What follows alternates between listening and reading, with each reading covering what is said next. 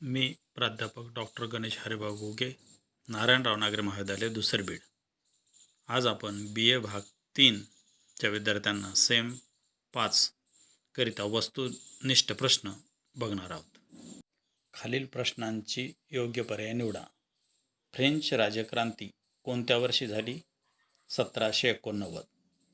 French राज्यक्रांती कोणत्या सम्राटाच्या काळात घडून आली? 16वा लुई. सोशल कॉन्ट्रॅक्ट हे पुस्तक कोणी लिहिले? रुसो. स्पिरिट ऑफ लॉज हे पुस्तक कोणी लिहिले? मॉन्टेस्क्यू. कॅन्डिड हा ग्रंथ कोणी लिहिला? व्होल्टेयर. स्वातंत्र्य, समता आणि बंधुत्व ही तत्त्व कोणत्या क्रांतीने दिली? फ्रेंच. मॉन्टेस्क्यूने प्रतिपादन केलेला सिद्धांत कोणता? सत्ता विभाजनाचा. जनतेच्या सार्वभौमत्वाचे तत्त्व कोणी प्रतिपादन केले? रुसो.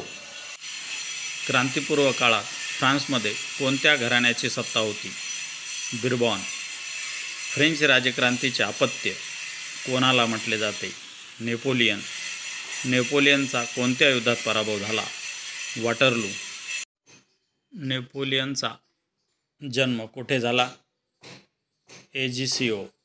1815च्या व्हिएन्ना काँग्रेसचे अध्यक्षपद कोणाकडे होते? मेटरनिक. व्हिएन्ना परिषद कोणत्या देशात भरली?